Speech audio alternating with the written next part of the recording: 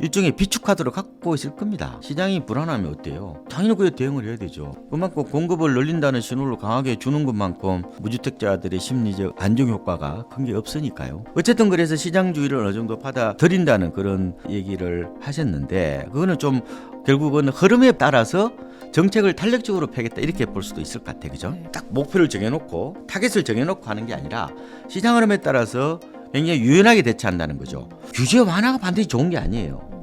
규제 강화도 좋은 게 아니에요. 가장 중요한 건 뭐예요? 시장 안정이죠.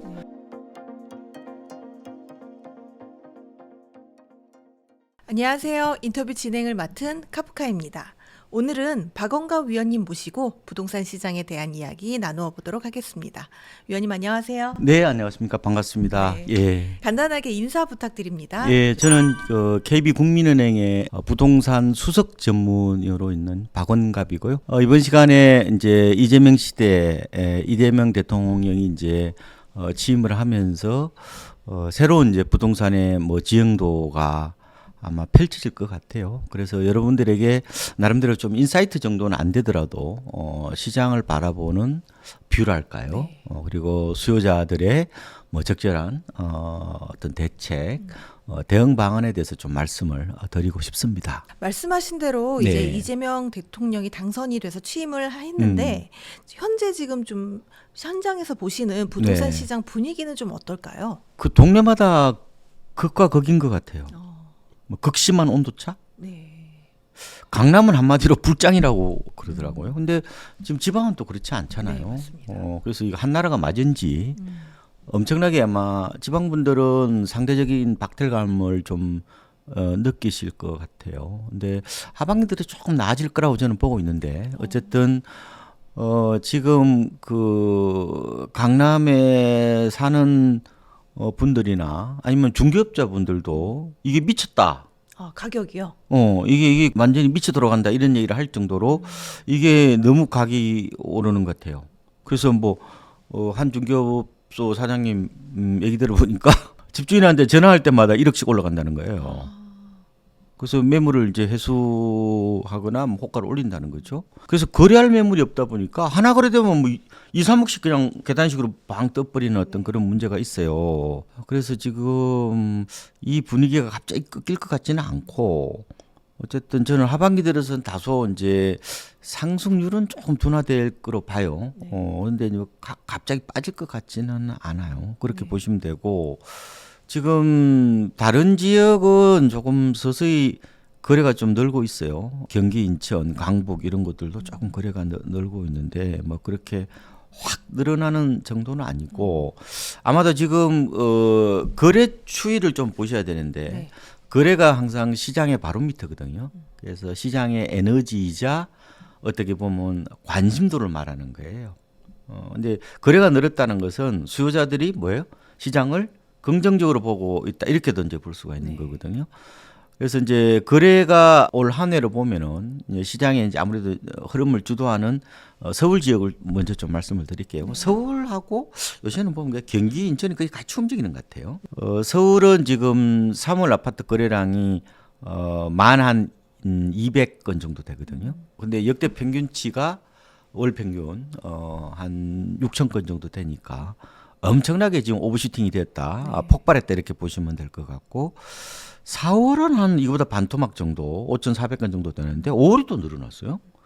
그래서 5월이 이제 6,358건인데 오늘 촬영 시점이 지금 6월 오늘 12일이죠. 네. 그런데 제 생각에는 이걸 이제 5월 통계는 6월 말까지 이제 잡거든요. 그러면은 제 생각에는 한 8,000건에 육박할 것 같아요. 이것도 역시 거래가 많다.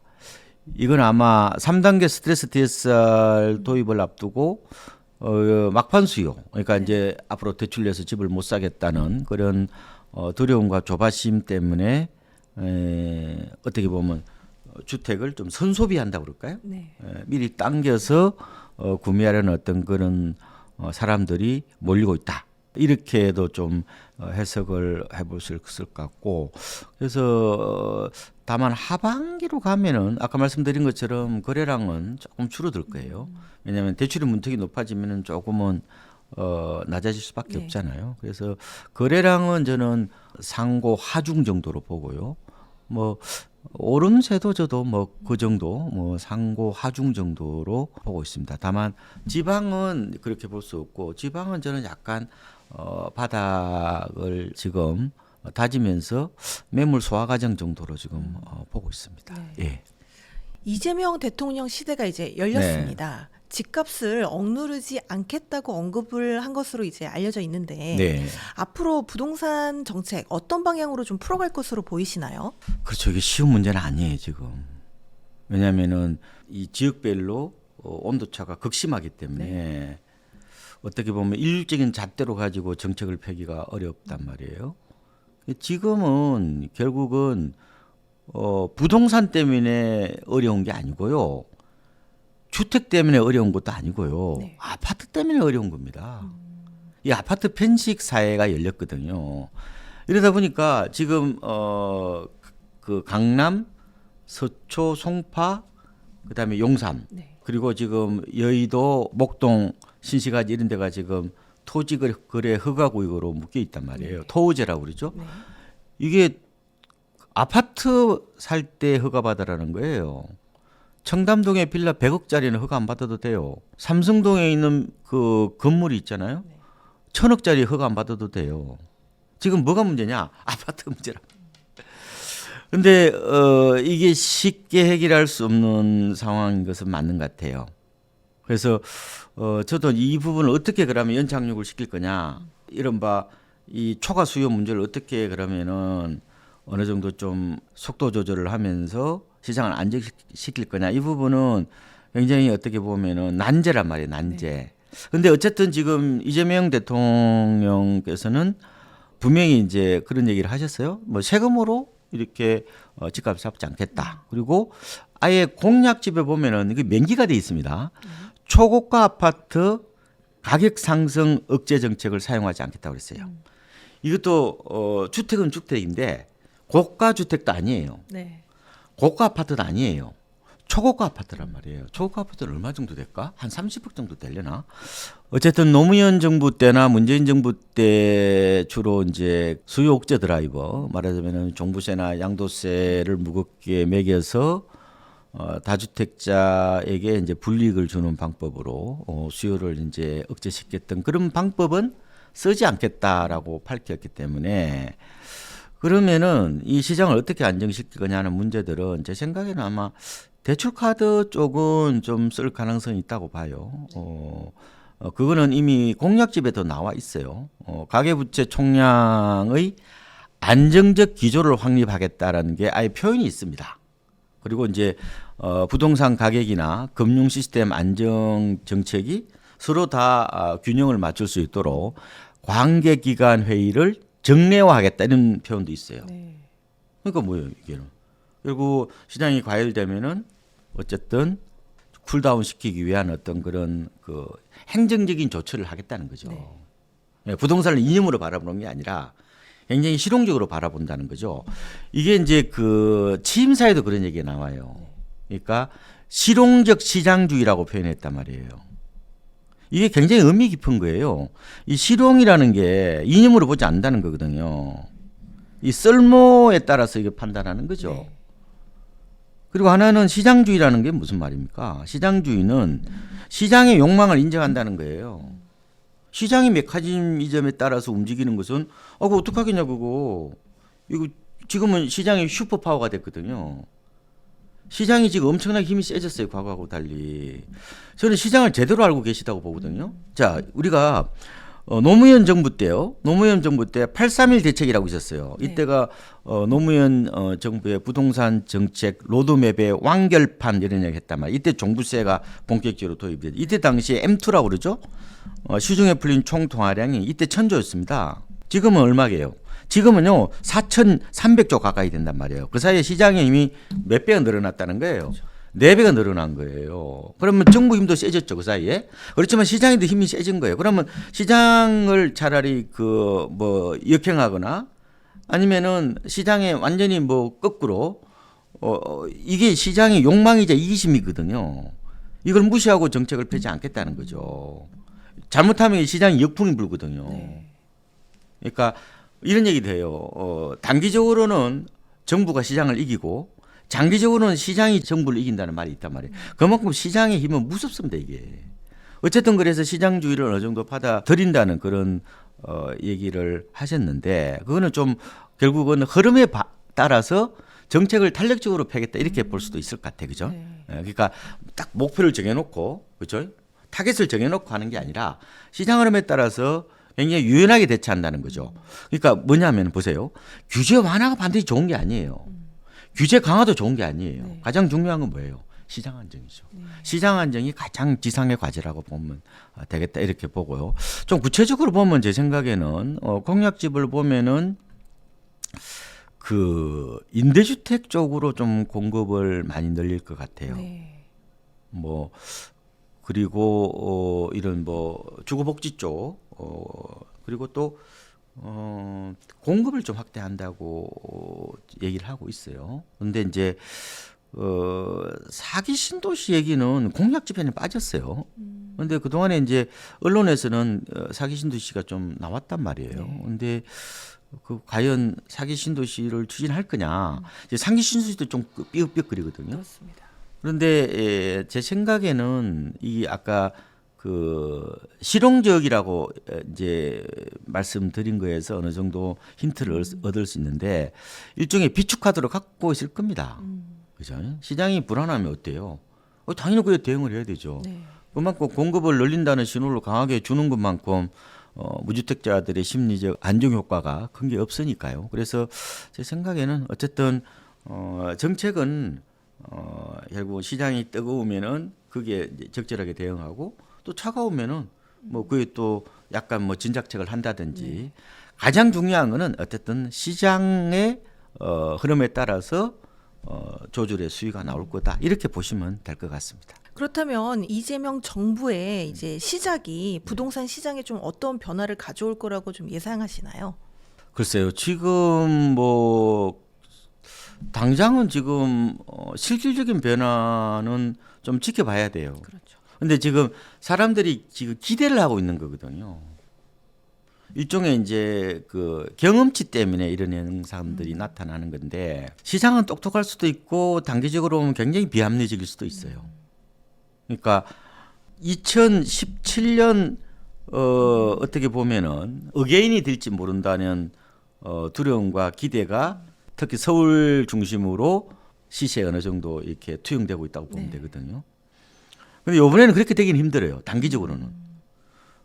보면은 2017년에 보면요. 문재인 대통령께서 언제 당선이 됐냐면은 5월에 당선됐죠. 네. 당선되고 나서요. 이제 뭐 진보 정권이 들어서면은 유동성이 불려서 집값이 올라간다는 약간 막연한 거예요. 그런 기대감 혹은 학습 효과로 인해서 집을 일찍이 사기 시작했죠. 그래서 어떻게 됐냐? 2017년 5월부터 3개월 동안 보면요. 서울 아파트의 정확하게 실거래가는 6.3% 올랐습니다. 네. 거래량이 폭발했어요. 그때부터. 그런데 요번은 어떻게 됐냐면은 요번에 아까 말씀드린 것처럼 당선되기 전에 이미 뭐 거래가 폭발했잖아요. 네. 상당 부분이 선반영돼 있다 이렇게도 볼 수가 있을 것 같아요. 그런데 이 이제 학습 효과 이게 굉장히 무서운 건데요. 학습 효과는 일종의 이거는 무지성이거든요. 이거는 경험을 덜대화하는 거예요. 이건 위험할 수 있어 이거. 그런데 이 학습 효과가 어떻게 보면은 미래를 다 알고 있다는 듯이 예언자처럼 행동하는 거거든요. 이거 학습 효과는. 이건 어떻게 제가 일부분 단기적으로는 비성적인 어떤 그런 모습이 보이기는 한다고 그랬죠. 그래서 저는 어쨌든 거래량으로 보면은 뭐 어쨌든 5월 거래량이 다시 좀 늘어나고기는 하지만 하반기 들어서는 어쨌든 조금 둔화될 거라고 보는 게 거래량이 제가 에너지이자 관심도라고 말씀드렸잖아요. 네. 그러면은 비를 먹으면 이 구름이요, 먹구름이 동해안에서 이렇게 몰려와요. 그런데 태백산을 못 넘었어요. 그럼 어떻게 돼요? 비가 어디 많이 내리면 강릉에 홍수가 났어. 네. 그러면 어떻게 해요? 춘천은 어때요? 가뭄이 든다니까. 그래서 그런 측면에서 보면은 어쨌든 하반기 때는 뭐 거래가 많지는 않지만 좀 어쨌든 오름세는 좀 간다고 봅니다. 그렇다면 상승률이 좀 둔화된다 이렇게 보시면 될 것 같고요. 네. 제 생각에는 지금 달라지는 것 중에 하나가 신혼부부들은 조금 요번에 공약집을 눈여겨볼 필요가 있어요. 네. 예, 신혼부부들은 요번에 뭐라 그러냐면 신혼기간을 종전에 7년이었거든요. 결혼한 지. 네. 이제는 10년입니다. 기회가 더 생기게 되네요. 그렇죠. 그러니까 이 특별 공급, 특히 신혼부부 특별 공급이 있잖아요. 민간이나 공공 다 있습니다.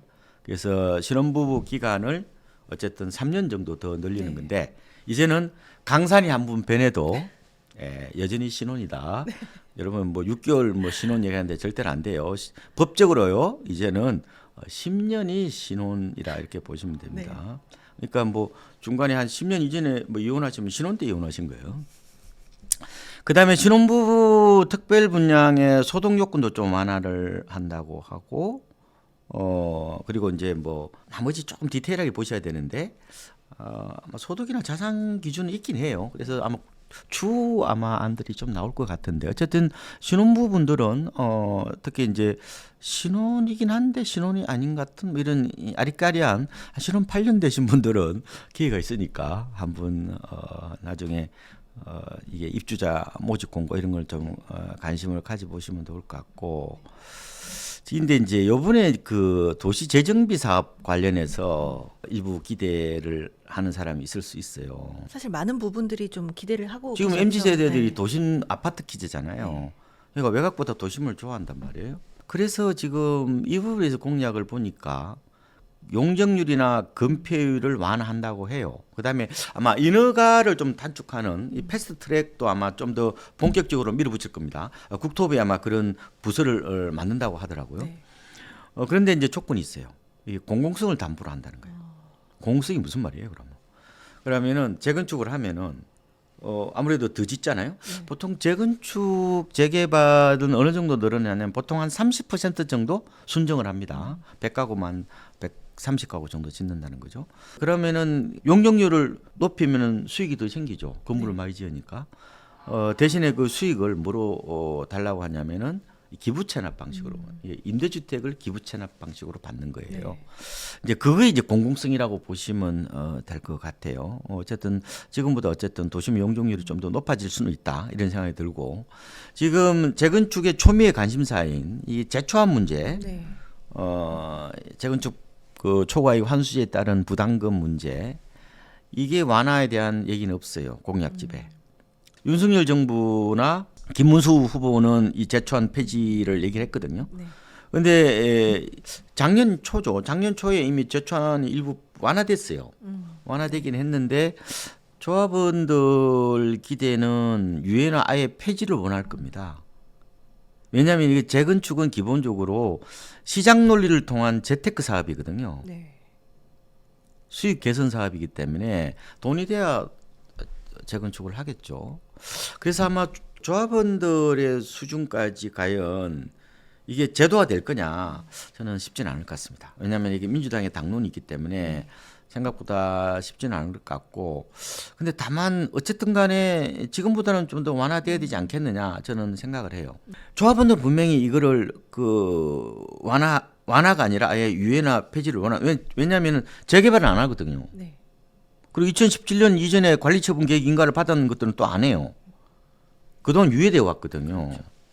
그런데 일반 국민적 정서는 또 그렇지 않아요. 최근에도 강남이 또 엄청나게 올랐잖아요, 지금.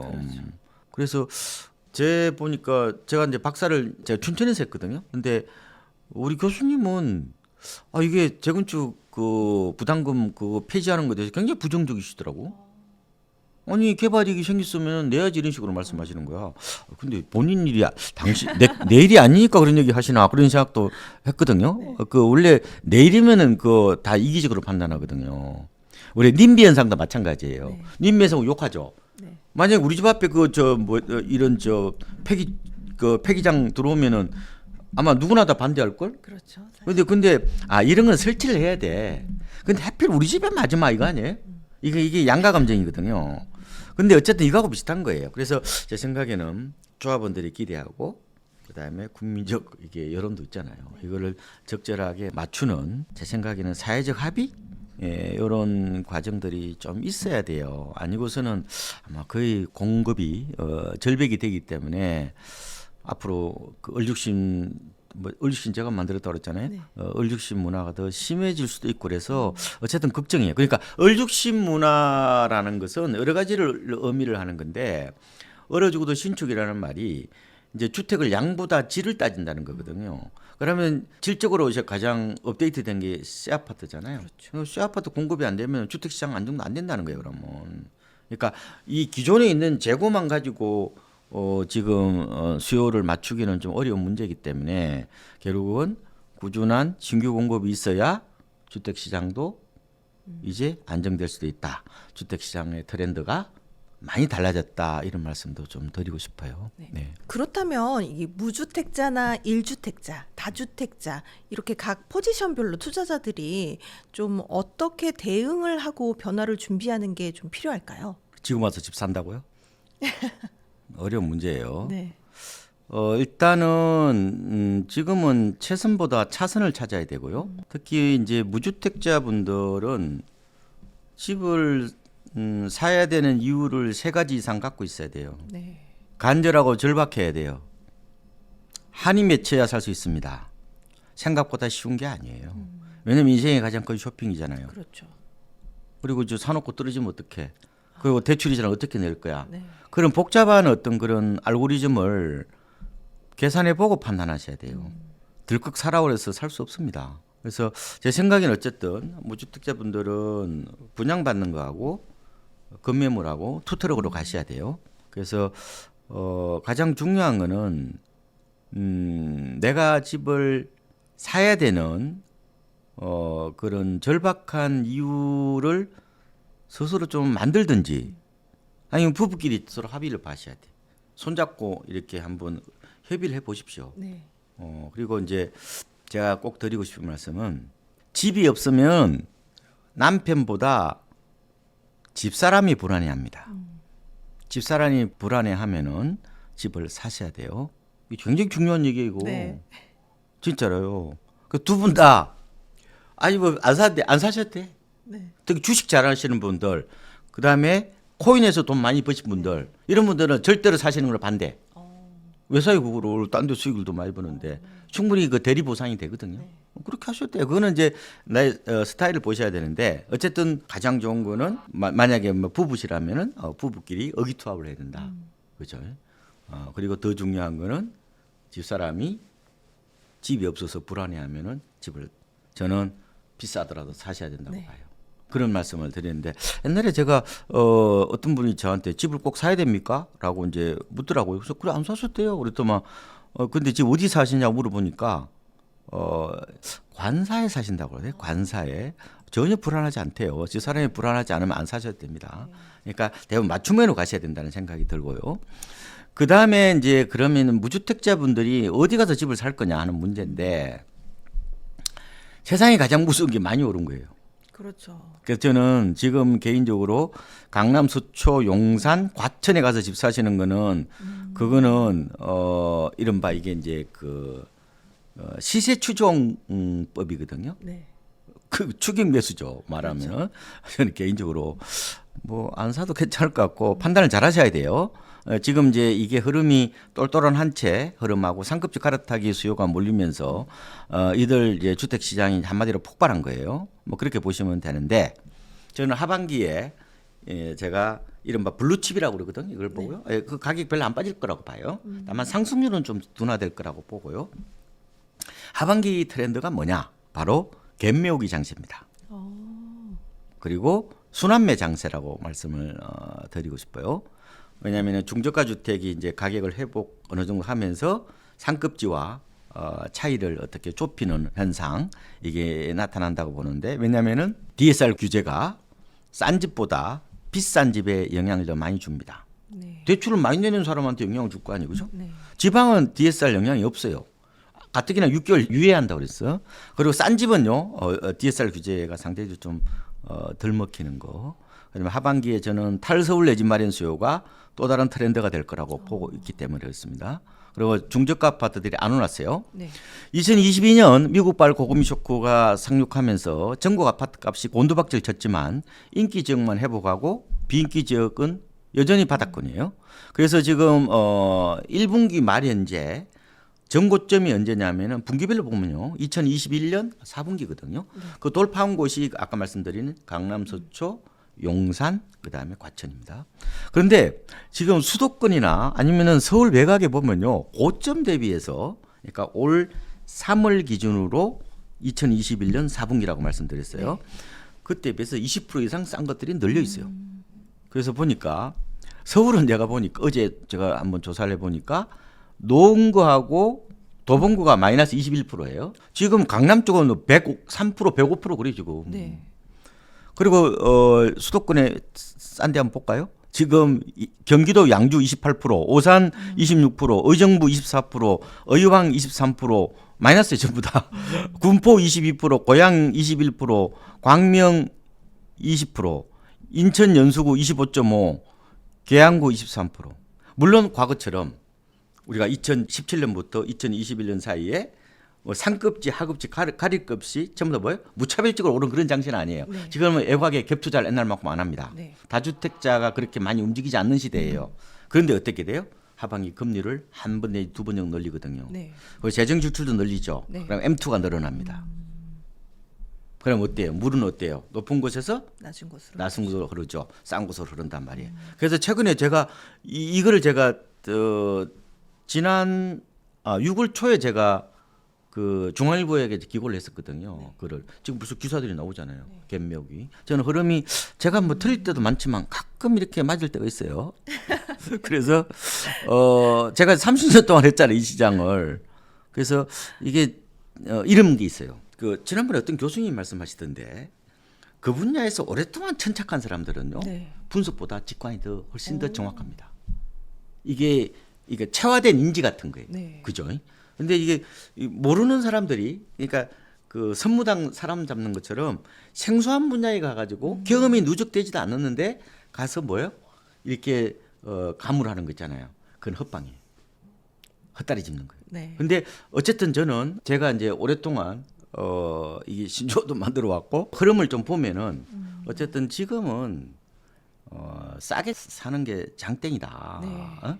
세상에 가장 잘하는 게 싸게 사는 거예요. 왜 2년 전에 집 안 샀어요? 그때 제가 가격 메리트 보고 사라고 그렇게 제가 타이밍 재지 말라고 그랬잖아요. 타이밍은 왜 잽니까? 타이밍 재서 부자 된 사람이 없다니까요. 그리고 입 전문가분들 그 얘기 들으면 안 돼. 그거는 이상한 논리에 빠져가지고 그 뭐 이상하게 뭐 더블집이니 뭐 대대깨 바운스니 뭐 그런 얘기를 왜 들어요? 그 불황기 때 집 사는 거지. 누가 호황기 때 집을 사요? 그건 주식 마인드예요. 주식 마인드 가지면 안 된다니까요. 주식 마인드가 뭐냐면 이런 거예요. 이런 거잖아. 아까 시세 추종. 네. 그게 달리는 말에 올라타는 거죠. 네. 이게 맞을 것 같아요? 자, 문제는 이런 게 있단 말이에요. 제가 쓸데없는 부동산 그 책이나 유튜브 듣지 마시라고 말씀드리는 거 잘 들어봐요. 이런 얘기를 많이 한단 말이에요. 그러니까 서울에 그러면은 아파트 매매 가격 대비 전세가 비율이 지금 50한 3% 돼요. 근데 60% 넘어서면은 전세가 매매를 밀어 올린다고 그러죠. 이때부터 그러면 상승기예요? 이게 그러면은 초기 투자금은 줄일 수 있는 측면이 있어요. 근데 이거는 대세 상승기 때나 통하는 논리지. 네. 과연 계속 간다는 보장이 있어요? 자, 그러면 잘 생각해 봅시다. 제가 싸게 사는 게 중요하다고 말씀을 드리는 게 그러면 전세가 비율이 60% 정도가 될 정도면은 매매 가격은 엄청나게 많이 올랐겠죠. 그랬겠죠. 그럼 리스크가 커지는 거죠. 네. 그럼 이게 과연 어떻게 보면 이게 집값 상승의 계속 열차가 이게 계속 간다는 보장이 없잖아요. 그러면 이게 훨씬 더 리스크가 커지는 거란 말이에요. 왜 이런 논리를 가지고 집을 사시는지 잘 모르겠어요. 그 다음에 이런 게 있잖아요. 옛날에 무릎에 사서 어깨에 팔아라? 네. 이거는 대세 상승기 때 가능한 얘기. 요새는요, 잘못하면 무릎에 사면 상투 잡을 수도 있어요. 네. 그러니까 제가 드리고 싶은 말씀은 과거에는 그런 논리가 통했지만 지금은 통하지 않아요. 그리고 지금은 다주택자들이 집을 사는 시대도 아니고 그리고 갭 투자하는 시대도 아니란 말이에요. 지금은 이른바 살 집을 어떤 좋은 집을 어떻든 사려는 그런 시장의 트렌드이기 때문에 과거에 일어났던 일, 그러니까 이른바 이런 얘기를 하거든요. 백미러보고 운전하시면 안 된다고요. 과거에 일어났던 일은 그냥 과거에 일어났던 일이지 그걸 그대로 도입을 해가지고 뭐 객가격 이런 거 보면서 아 저게 객가격 좁혀지니까 제가 살까? 물론 맞을 수도 있지만 만약에 중간에 끊기면 어떡할 거예요. 그러면 완전히 이거는 이제 하우스푸어 연걸푸어 되는 겁니다. 그래서 제가 드리고 싶은 말씀은 가장 현명한 방법은 진짜 도사 정도의 어떤 전문가가 아니고 일반인이라면은 그냥 고점 대비해서 가격이 어느 정도 회복했는지 어느 정도 싼지를 보고 판단하는 게 좀 더 현명하지 않느냐 저는 이런 말씀을 드립니다. 그래서 타이밍을 그만 재라. 그 잘 맞지도 않는다. 그 적중률이 50%밖에 안 되거든요. 원숭이하고 똑같아요. 그거 잘 안 맞습니다. 그보다 싸게 살 수 있는 걸 고민하고 또 고민하는 게 진짜 실효자적인 어떤 실용주의적 마인드다. 저는 이런 말씀을 꼭 좀 드리고 싶어요. 위원님은 이제 하반기에 금리 인하도 예상되어 있고 또 정부에서 돈을 풀 것으로 예상되기 때문에 이제 좀 온기가 퍼져 나가서 네. 기존에 좀 오르지 않았던 저평가됐던 그런 주택들이 오를 거니까 그쪽에서 기회를 찾아봐라 네. 이런 말씀이시죠. 저평가인지 아닌지는 그건 몰라요. 봐야 돼. 고점 대비 이제 뭐 20% 그러니까 정도. 고점 대비에 좀 낮은 거. 네네. 원래부터 그 재평가를 받는 거일지는 몰라요, 그거는. 네. 그렇게 그거는 이제 자기 이제 어떻게 보면 제가 주관적인 어떤 견해들이 들어가는 건데 어쨌든 제가 드리고 싶은 거는 고점을 초과한 이미 전고점을 돌파한 곳에 가서 추격 매수하는 것은 그렇게 좋아 보이지는 않다. 특히 지금 매물이 지금 종전 가격보다 심지어 3, 4씩 높게 지금 네. 호가가 매물이 나와요. 그래서 조금은 어쨌든 그런 거는 추격 매수하시면 안 된다 이런 말씀을 드리고 그렇다면 갈아타기 하시는 분들은 좀 어떻게 접근하면 좋을까요? 지금 갈아타기 하실 때 뭐 저는 선매도 후매수 원칙을 많이 말씀을 드리는데 아마 급해서 좀 그렇게 안 하시는 분들이 많더라고. 그런데 이제 이것도 보면은 제 생각에는 단독주택에서 아파트로 갈 때 나홀로 아파트에서 좀 대단지로 갈 때는 반드시 팔고 가셔야 돼요. 이게 3년 안에 못 팔아요. 그래 안 돼요. 특히 지금 토호제 대상의 아파트는 종전집을 1년 안에 파셔야 되기 때문에 반드시 선매도 후매수 원칙을 지키셔야 돼요. 안 그러면은 그거 위반하잖아요. 네. 그러면은 토지 가액이라고 그래요. 아파트로 따지면 건물 있고 토지가 있죠. 네네. 토지 가액에 매년 10%씩 그 이행 강제금을 때립니다. 2년 동안. 그거 어마어마합니다. 그래서 조심하셔야 된다고 말씀을 드리고 다만 또 일각에서는 또 임대나도 된다는 쪽도 있어요. 그래서 그 부분은 어쨌든 간에 구청별로 좀 뭐 가이드라인을 좀 보시고 다만 지금 강남 쪽으로 들어올 때 이른바 규제 지역이 지금 강남, 서초, 송파, 용산이죠. 그죠? 요 지역은 만약에 3년 안에 못 팔잖아요. 그러면은 이 취득세 중과 8% 묶여요. 그다음에 양도세 중과도 있죠. 네. 그래서 그런 점을 좀 감안해 보면은 어쨌든 안전하게 선매도 후매수 원칙으로 가는 게 나을 것 같고 제가 꼭 좀 하나 더 드리고 싶은 거는 갈아타기는 뭐 제가 타이밍을 재지 말라고 그러거든요. 그건 잘 안 맞습니다. 그거는. 그리고 이게 그냥 뭐 윗돌 뭐 빼다가 아랫돌 넣는 거 이런 게 있잖아요. 개는 거 이런 거하고 비슷한 거거든요. 뭐 그래서 너무 욕심내지 말라고 집안채로 장난치지 말라고 말씀드리는데 최근의 흐름과 관련해서 제가 꼭 좀 당부하고 싶은 거는 이게 매수가요. 계약이 불발이 될 수 있어요.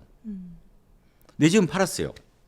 근데 새 집을 이제 가봤더만 중개업소하고 그날 계약하기로 했는데 집주인이 갑자기 태도가 달라졌어요. 그렇죠. 안 판대. 앉은 자리에서 호가를 5천 올려요. 1억 올려. 열불나잖아요. 이게 이때 이제 그 나도 모르게 정의의 사도가 되거든요. 이걸 도덕적으로 판단하는 거예요. 배신자로 보는 겁니다. 이 빈간성을 파괴해야 된다. 이런 막 그래서 열불이 확 올라요. 그래서 그냥 자리를 박차고 나가요. 그 감정적으로 대응하는 거거든요. 그럼 이럴 때 어떻게 할 거냐? 미리 있잖아요. 후보 물건을 한두 개 정도 탐색해 놔야 돼요. 이 제가 드리고 싶은 말씀은 지금처럼 불장인 곳에서는 매도자의 어떤 계약 해제 가능성에 대비해서 미리 안전장치를 좀 마련해 두시는 게 좋을 것 같다. 이런 말씀 드리고 하나 더 갈아타기 하실 때 이거는 이거는 저 무주택자도 마찬가지겠다. 대출이 안 나올 수 있어요. 네. 그래서 반드시 계약하기 전에 은행 창구에 가셔서 대출 상담을 받아보셔야 돼요. 이게 붕 뜰 수 있습니다. 이런 거는 좀 여러분들이 좀 더 이게 뭐 집을 살 때는 특히 지금 불안하잖아요 시장이. 맞습니다. 그럴 때는 이게 이제 그 살얼음판 긋듯이 좀 조심조심 여러 가지를 많이 알아보고 하셔야 돼요. 그냥 이것저것 자신 없으면 그냥 전세 놓고 전세 사시는 거예요. 네. 그런 것도 나쁘지 않은데 어쨌든 지금은 굉장히 이게 부침이 심하고 이게 막 파도가 출렁거리기 때문에 집 옮기는 것도 요새는 진짜 부담스러워요. 맞습니다. 그래서 그런 안전장치를 충분히 좀 여러분들께서 좀 하시고 난 다음에 옮겨 타시기를 하면 좋을 것 같고 다주택자 뭐 다주택자는 알아서 하세요. 뭐 그것까지 제가 다주택자 부분까지 걱정하고 싶지는 않아. 왜냐하면 우리나라의 주택 소유자 중에서 85%가 1주택자입니다. 그 1주택자예요. 대부분 2주택자들은 보통 다주택자들은 거의 2주택자예요. 3주택자는 거의 많지 않습니다. 그분들은 뭐 알아서 잘 사시니까 네. 제가 뭐 건물주 걱정, 연예인 걱정, 뭐 재벌 걱정, 뭐 이런 거 동시다기 때문에 적절하게 아마 잘 하실 겁니다. 예. 위원님께서는 앞으로 이 부동산 시장에서 가장 좀 염려가 되는 부분이 있다면 어느 부분이실까요? 저는 부동산이 과거와 다른 프레임으로 가고 있다고 보거든요. 네. 말하자면 투자 상품화되고 있다고 보시면 돼요. 네. 지금은 주거 자본주의 시대라고 보시면 됩니다. 그러니까 뭐 본인은 홈을 산다고 그러지만 막상 사고 나면 또 하우스가 될 겁니다. 그런 게 이제 제가 많이 봤는데 생각이 중간에 바뀝니다. 이게 선호 일관성이라고 그러거든요.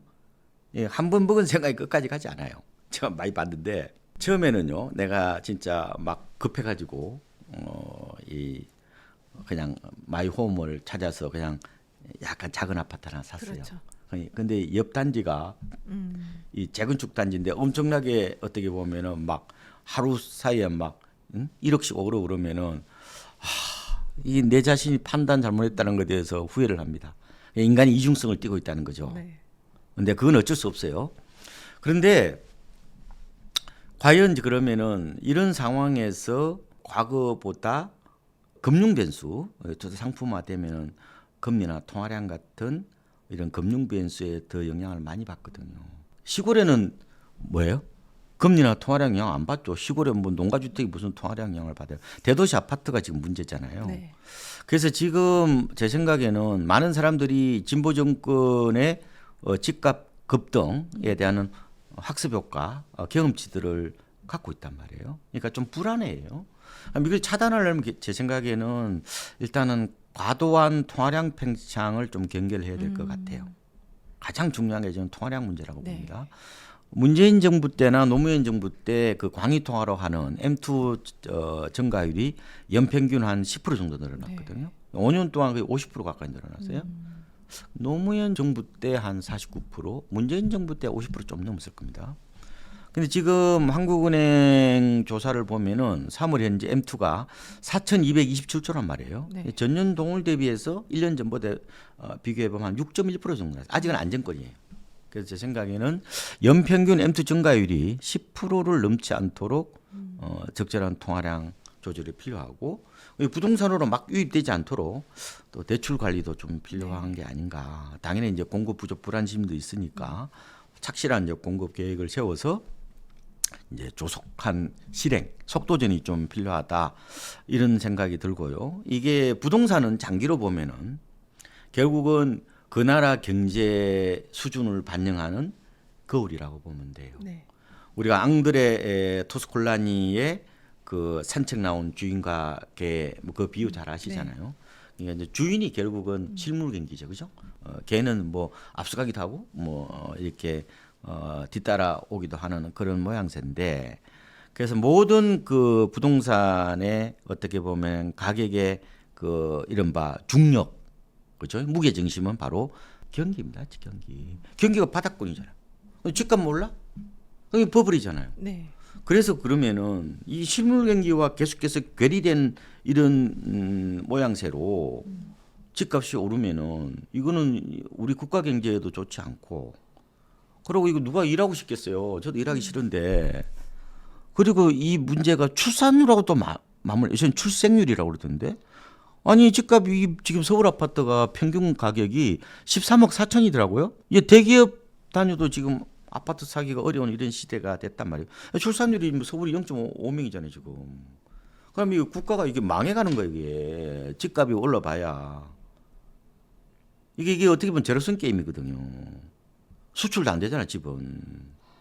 그래서 여러 가지 집값을 바라볼 때 많은 사람들이 이제 아까 말씀드린 양가 감정을 갖고 있단 말이에요. 양가 가치관을 이 두 가지 엇갈린 서로 다른 가치관을 이제 어떻게 보면 모순적으로 이제 병존한다 할까요? 네. 이런 게 있죠. 우리 집 올랐으면 좋겠고, 뭐예요? 집값은 안정됐으면 네. 좋겠고 이런 생각이 있긴 한데 저는 부동산 좀 거시적인 그런 측면에서 보면은 주택 시장이 좀 더 안정화되는 쪽으로 정부의 에너지를 좀 모아야 되는 게 아닌가. 그러면은 이제 수요가 있잖아요. 지금 모든 게 아파트의 문제라고 그랬잖아요. 네. 지금 강남 그 불패라고 그러는데 강남 불패가 아니고요. 강남 아파트 불패예요, 지금. 그 모든 게 아파트의 문제니까 이게 이제 좀 수요를 좀 이렇게 분산 좀 시킬 수 있는 뭐 주식을 좀 활성화하는 거 저는 좋다고 봐요. 주식을 좀 활성화 좀 시키기도 하고 그다음에 자꾸 서울로 자꾸 들어오니까 이거를 지방으로 좀 이렇게 분산하는 이런 것들도 병행돼야 되지 않을까 이런 생각을 해보고 있습니다. 민주당이 집권을 하면 네. 집값이 폭등한다는 이야기가 사실 많이 있었는데요. 이게 사실인지 과거 사례를 좀 구체적으로 설명해 주시면 좋을 것 같습니다. 반은 맞고 반은 틀리고. 아, 네. 그러면은 보수 정부가 들어서면은 집값은 내렸다는 것도 반만 맞고 반만 틀리고. 그거는 여러분들이 아마 잘 아실 텐데 여러분이 모르신 얘기를 하나 좀 해드릴게요. 네.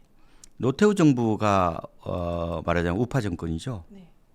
그러니까 약간 권위주의적 정부였죠. 노태우 정부 시절을 보면요, 이게 88년 2월에 취임해서 93년 이제 2월에 5년 하셨죠 이분이. 근데 제가 국민은행 통계를 보고 아까 그 질문을 받고 제가 조사를 해봤거든요. 네. 5년 동안 전국 아파트가 70% 올랐어요. 어마어마했네요. 그러면은 문재인 정부 때 국민은행 통계로 전국 아파트 값이 38% 올랐단 말이에요. 네.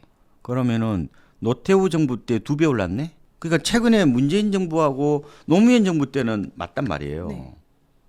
그리고 물론 이제 그 김대중 대통령 때도 많이 올랐죠. 그거는 IMF라는 특수한 상황이었고. 네. 어쨌든 노태우 정부 당시에 상상을 초월한 슈퍼 울트라 규제책이 나왔단 말이에요. 그때 토지 초과 이득세, 뭐 땅만 갖고 있어도 그냥 뭐 세금을 매겼단 말이에요. 그다음에 개발이익 환수, 택지 상한제, 공개념 이른바 3법을 만들어 가지고 나중에 헌법재판소에서 일부 이제 위헌이 나오긴 했죠. 그러니까 이건 뭐예요? 집값이 계속 오르니까 그거는 진보 보수의 문제가 아니라 그거는 이 뭐 정부의 어떻게 정권의 어떻게 생명과 관련된 거 있는 거란 말이에요. 이게 엄청난 그 위기 상황에서는 이런 카드를 쓰는 거죠. 네. 그래서 노태우 정부 시절을 보면은 반드시 뭐 우파 정권은 보수 정권은 규제를 완화하고 진보 정권은 규제를 강화한다. 뭐 이것도 반드시 많지 않은 거예요. 이게 이 맥락적 사고를 해야 되는 거예요. 맥락적 사고. 당시에 상황이 어떤 거였느냐에 따라서 많이 달라졌다 이렇게 보시면 될 것 같고 제 생각에는 이제 김대중 정부 때 아까 제가 IMF라는 특수한 상황이었다 말씀드렸는데 네. 그때 이제 규제를 많이 풀었죠. 그때 분양가 자유라 이게 나중에 결국 이제 노무현 정부 때 큰 부메랑으로 되돌아왔어요. 그래서 그때 뭐냐면은 고분양가 후폭풍 이런 말 많이 썼단 말이에요. 네. 갑자기 분양가가 막 엄청나게 높고 그러니까 이게 낡은 아파트를 따라가는 거예요 이게. 그런 경우가 이제 많았는데 지금은 분양가가 뭐 이게 상한제도 하기도 하고 옛날만큼 그렇게 막 분양가가 비싸지는 않아요. 네. 물론 뭐 사는 사람 입장에 비싸지만 그 주변 시세에 비해서요. 네. 뭐 그런 건 있긴 한데 어쨌든 중요한 것은 제가 드리고 싶은 거는 지난 김대중 대통령 시절 그다음에 노무현 대통령 그다음에 문재인 대통령 시절에 집값이 많이 오른 건 맞아요. 그렇죠? 그거 보면은 당연히 진보 정권은 음. 집값이 올라간다는 그런 학습 효과가 좀 더 공고화될 수 있는데 그 이전을 보니까 그렇지는 않다는 거예요. 그러니까 이거 외에 이제 보면은 3번 정도 일어났잖아요. 이걸 이제 패턴화라고 그래요. 이 잘못하면 패턴화에 함정이 빠질 수 있는 거라고 봐요. 그러니까 당시에 집값이 올라가게 된 여러 가지 이제 이유가 있었을 거 아니에요. 근데 이제 제 생각에는 노무현 정부 때하고 문재인 정부 때 아까 통화량이 좀 많이 늘어났다고 네네. 했잖아요. 근데 규제책이 많이 나오긴 했어요. 그런데 이 규제책이 안 나왔다면은 집값은 더 올랐을걸요? 네. 그러니까 15% 오르는 걸 갖다가 10% 오르게 한 거죠. 규제책은. 그런데 제가 조금 아쉬웠던 거는 그때부터 계속 제가 현장에 있었기 때문에 제가 김대중 대통령 때부터 제가 그 이전이죠. 제가 95년부터 제가 부동산 시장을 봤으니까 제가 조금 아쉬웠던 거는 노무현 대통령이나 문재인 대통령 시절에 공급 드라이브 카드를 너무 늦게 걸었어요. 네. 그건 좀 아쉬워요. 조금 서둘러서 좀 걸었으면 좋겠다는 생각. 그 다음에 대출 규제를 너무 늦게 했어요. 그러니까 노무현 대통령 시절에 DTI를 했는데 2007년도부터인가 아마 했던 걸로 기억나요. 이걸 너무 늦게 걸었어요, 이걸요. 그다음에 문재인 대통령 시절에도 이 DSR을 너무 늦게 걸었단 말이에요, 이게. 그래서 제 생각에는 처방에서 좀 제가 좀 더 교훈을 찾는다면은 양도세나 종부세 드라이브를 걸어서는 집값이 잘 안 잡혀요. 왜냐하면은 이게 오래 가지 못할 거다라는 그런 기대치가 시장 참여자들 사이에 있으면 안 팝니다. 오히려 양도세 중과하면 매물이 안 나와요. 그래서 오히려 가격이 오릅니다. 이런 거는 토지나 아파트나 다 지금까지 경험을 해봤고 그런 논문들도 많아요. 그런 논문들은. 그런데 결국은 이제 오히려 뭐 여론만 더 안 좋아지고 부동산 정치하는 이런 그런 비난을 많이 들었죠. 그런데 제 생각에는 그때의 이제 그 실패를 이제 반면교사로 삼아서 이번에 이재명 대통령께서는 이제 그걸 안 쓰겠다는 거예요. 이제 안 쓰겠다는데 그러면은 그나마 부작용이 좀 적은 거는 뭐라고 보느냐? 제 생각에는 취득 단계에서 좀 더 가리는 거죠. 어떻게 보면은 뭐 제 생각에는 아마 토지가 확대될 것 같은데 그는 지금 윤석열 정부 그러니까 끝나갈 무렵에 지금 기재부에서도 얘기를 했었잖아요. 하고 그다음에 뭐 조정 대상 지역이나 뭐 투기 과열 지구도 확대하겠다. 그건 확대할 겁니다. 그거는 이게 세금 드라이브를 거는 게 아니고요. 네. 그거는 시장 관리 차원에서 어떻게 보면은 당연히 정부가 해야 되는 몫이란 말이에요. 그걸 이제 이념 프레임으로 보시면 안 되고 어쨌든 제 생각에는 지금 할 수 있는 방법은 결국은 보유나 양도 단계의 어떤 세금 중과보다는 취득 단계에서 어쨌든 좀 더 실수요자하고 투기적 수요하고 좀 더 구분하고 그 부분에서 좀 더 통제를 하면은 이런 거죠. 그러니까 이것도 무조건 하면 안 돼요. 그러니까 이게 합리적 제가 수요 조절이라고 저는 이런 말씀을 해요. 약간 두루뭉실한데 수요 막 그러니까 어떻게 보면 뭐 징벌적 이런 뭐 수요 억제 이런 것보다는 이게 이제 제가 왜 이렇게 중요하다고 보냐면은 이게 지금 집단적 불안 심리란 말이에요, 이게. 네. 그러면 이게 시장을 오버슈팅 만들어요. 이게 백목 현상을 만들어 버리거든요. 그러면 이게 수요를 이연시킨다는 게 무슨 말이냐면은 이 조절하는 건데 2년이나 3년 뒤에 살 사람들까지 지금 미리 와서 다 사는 거잖아요. 그러면 이거 아무래도 해결이 안 돼, 이거는. 공급을 한다고 되는 것도 아니에요. 지금 공급하려면 10년 걸려요. 그러면 이 문제를 어떻게 해결할까 하실 거냐고요, 지금은. 지금은 상가도 안 사고 빌딩도 안 사고 토지도 안 사고 전부 아파트만 사는 이 시대에 아파트는 공급이 되려면 지금 뭐요? 한참 있어야 되고 그럼 이 문제를 어떻게 해결하실까요? 그럼 교수님이 그러면 국토부 장관이라고 생각하고 기재부 장관이라고 생각하면은 이게 말은 함부로 하면 안 되는 거예요. 이거는 책임지지 못할 말은 하면 안 되는 거예요. 저는 전문가분들한테 말씀 많이 드리는데 그러면 당신이 그런 얘기를 하시는데 그 책임질 수 있냐고 이런 말도 있거든요. 그렇게 자신 있으면 돈을 걸으라는 거예요. 이 쉬운 문제가 아니에요. 제가 한번 말씀드려볼까? 막상 이게 정책을 펴는 사람 입장에서는 물론 저는 뭐 그 정책을 펴고 싶진 않아요. 근데 이런 거죠. 일각에 보면은 지금 전세 대출을 없애라는 거잖아요. 네. 그 전세 때문에 결국 갭 투자를 어떻게 보면 이 문화를 만든 거잖아요. 그다음에 이게 또 깡통 전세되는 여러 가지 그런 위험성이 있단 말이에요, 그죠? 그 전세는 기본적으로 후진국형 사금융이란 말이에요. 네. 이건 없어져야 돼요. 안 그래도 없어질 겁니다, 그죠? 그런데 이게 이명박 그 정부 때 이게 전세 대출이 시작된 거거든요. 어떻게 보면 처음부터 하면 안 된 건지도 몰라요. 근데 지금 와서 이걸 없앤다? 쉽지 않아요. 그러면 왜냐 이게 투기적 수요가 아니잖아요, 이거는 전세 그렇죠. 대출은 이게 실수요잖아요. 네. 그리고 이 서민 주거 안정을 지원하는 거란 말이에요. 네. 그래서 이게 전세 대출을 없애야 이게 결국 갭투자 수요도 줄고 결국은 어떻게 보면은 깡통 전세로 인해서 세입자들이 이 나락으로 떨어지는 걸 막는다라는 그런 논리를 펴시는 분도 있어요. 근데 뭐 전 충분히 일리가 있다고 봐요. 근데 만약에 정책을 하는 사람 입장에서 그러면은 전세 대출을 이거를 그러면 없애요? 이게 의사결정이 쉬운 게 아닙니다. 이게. 굉장히 어려운 일이죠. 그렇죠. 그러니까 책임지지 못할 말은 하면 안 된다는 거죠. 아무리 정책을 펴는 사람이 아니라 전문가라도 네. 여러 가지 그거를 실천 가능한 사유로 하라는 저는 이런 말씀을 드리는 거예요. 이게 쉬운 문제가 아닙니다. 이게 마치 제가 보면은 정책은요 한 번 만들어 놓으면요 이게 풀지가 못해요. 이번에 토지에 묶어놓죠 강남. 네. 저 언제 풀릴 것 같습니까? 저는 개인적으로 10년 동안 안 풀릴 거라고 봐요. 한 번 만들어 놓은 거는 못 풉니다. 마치 네. 문신 같아요. 문신을 하기도 아프나? 할 때는 뭐 아프죠. 아프지만 지울 때는 3배 더 아프다는데 네.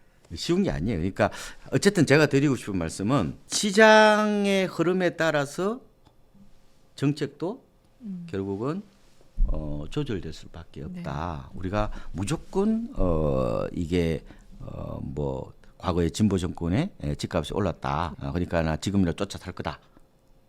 그거는 조금은 비성이라는 거죠. 네. 그보다 중요한 거는 제가 비싸게 사면 안 된다, 싸게 사야 된다 이런 말씀을 제가 자꾸 반복해서 드리는 네, 겁니다. 알겠습니다. 최근에 이제 앞서 말씀해 주셨지만 강남구의 평균 매매가가 이제 40억이 넘었다라는 소식을 들었습니다. 이게 평당 거의 3억을 향해서 가고 있는 건데 지금과 같은 현상을 좀 어떻게 이해하면 좋을까요? 제가 이거 주거자본주의라고 말씀을 한번 드린 것 같은데, 이거는 이제 인구 감소 시대에 두드러진 특징이 요사이는 양극화를 넘어서 초양극화, 초초양극화라는 말이 나와요. 네. 이게 이제 그 모래시계 현상이라고도 표현해요. 가운데가 뻥 이제 뚫린 거죠, 그죠? 좁잖아요. 이걸 이제 혹은 슈퍼리치. 옛날에는 이제 부자와 빈자가 있었는데 그 사이에 이제 한 사람이 더 들어왔어요. 이른바 요트 주인이 들어온 겁니다. 그게 지금 강남의 70억은 바로 요트 주인이 쑥 들어온 겁니다. 그렇게 보시면 될 것 같고, 그래서 지금 분명히 이 회자되는 양극화는 과거하고 달라요. 입지적으로는 여전히 강남인데 상품적인 측면에서 아파트에 초점을 맞추고 있다. 지금 강남 아파트 일극화가 일극화라는 말을 표현합니다. 도쿄 일극화 이런 말이 있더라고. 그래서 제가 강남 아파트 일극화라고 말씀을 드리는데 이게 초양극화의 핵심입니다. 그러니까 강남 불패가 아니라 강남 아파트 불패 신화가 지금 지금의 이슈다 이렇게 보시면 될 것 같고, 뭐 70억이면은 거의 꼬마 빌딩과 맞먹는 그렇죠. 수준이거든요. 네. 그러니까 이제 부의 상징이 달라진 거예요. 농경 시대는 논밭이었죠. 산업화 시대는 뭐였어요? 공장이었죠. 4, 5년 전에는 빌딩이었죠. 지금은 뭐예요? 아파트가 된 거죠. 그러니까 아파트를 대체하는 부의 상징으로 됐다 이렇게 보시면 되는데, 제가 부동산 분석가잖아요. 그래서 제가 나름대로 그 메커니즘을 그 현상을 딱 짧게 한 3가지 정도 말씀드릴게요. 네. 일단은 빌딩 수요가 초 아파트 시장으로 이동했습니다. 그러니까 4, 5년 전만 하더라도 빌딩은 주로 부자들의 로망이었죠. 그렇죠. 여윳돈이 생기면 빌딩을 네. 사셨어요. 그래서 이제 은퇴자의 뭐 로망은 뭐라고 그랬어요? 조물주 위에 건물주라고 그랬죠. 네. 우리 아들도 옛날에 그러던데, 아빠 나 빌딩 하나 사주면 안 돼요. 그래서 왜 그랬더만 그걸 제가 잘 관리할게요 그러더라고요. 그래서 내가 그래서 이게 이제 요새 그때 초등학생들도 꿈이 건물주라고 그랬단 말이에요. 요새는 이제 달라졌어요. 요새는 조물주 위에 배당주라고 그럽니다. 그래서 투자 선호도가 확실히 달라졌다. KB 부동산 보고서를 보면요, 지난해 고액 자산가들의 64%가 좋은 투자처로 아파트를 선호했는데 이거 굉장히 높은 거예요. 2020년 당시 4년 전에는 49%였고 그 사이 15% 포인트 늘어났고 오피스 빌딩은요, 꼬마 빌딩은 12%에서 8%로 줄었어요. 내수 경기가 안 좋으니까 공실이 늘어나니까 빌딩 투자 매력이 떨어진 거죠. 임대 수용도 낮고 대출 이자 내고 나면 역마진이 나고. 그러니까 당연히 개인 투자자는 확실히 빌딩 시장에서 약간 이제 돌아선 느낌. 오히려 저는 4억을 많이 사십니다. 4억은 뭐 내가 쓸 거니까. 그래서 지금 옛날에는 빌딩 시장이 어떻게 보면은 개인 투자자들하고 법인들하고 약간 양분했다면은 지금은 아마 9대1 정도로 법인이다 이렇게 보시면 될 것 같고, 결정적으로 제 생각에는 빌라 전세 사기 여파로 다세대 다가구 투자가 위축된 것도 주요 요인이고요. 이러다 보니까 이제 빌딩 안 사, 다세대 안 사, 다가구 안 사, 아파트로만 몰리다 보니까 결국 강남 아파트 불패 이런 이제 이른바 블루칩의 고공비행 이런 얘기가 나오는 거고요. 그다음에 뭐 앞부분에 좀 말씀드렸지만 상급지 갈아타기나 똘똘한 한 채의 흐름도 한몫했고요. 그죠? 옛날처럼 이제 뭐 여러 채를 사는 그런 게 아니고 좋은 거 하나 살려는, 그게 이제 일각에서는 다주택자에 대한 취득세 양도세 중과 때문에 그렇다는데 일부 완화가 됐습니다. 지금 지금 강남은 2채부터 8%예요 취득세가. 근데 마포에서는 3채부터 8%란 말이에요. 그래서 뭐 반드시 그렇다고 보장 못하죠. 제 생각에는 그것도 있지만 지금은 살 집으로 좋은 아파트 하나 사고 나머지는 주식 같은 금융자산으로 운용하려는 이른바 달라진 자산 포트폴리오도 적절한 영향을 미친다는 거죠. 그리고 양도세도 영향을 미치고, 집 한 채 사서 내가 10년 보유 거주를 하면은 장특공제로요. 보통 12억 넘어서면은 이거는 이제 뭐예요? 장특공제로 이제 혜택을 누릴 수 있는데 최대 80%까지 10년 거주하면은 장특공제를 받는단 말이에요. 그런데 뭐 빌딩 어때요? 빌딩은 15년에 30%예요.